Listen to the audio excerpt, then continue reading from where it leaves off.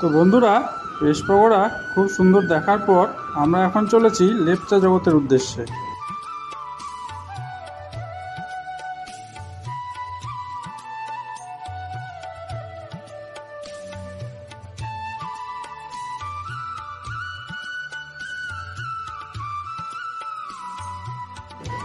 এই পাইন গাছের বন এক মনমুগ্ধকর পরিবেশ, তার মধ্যেই একটু নিজস্বী।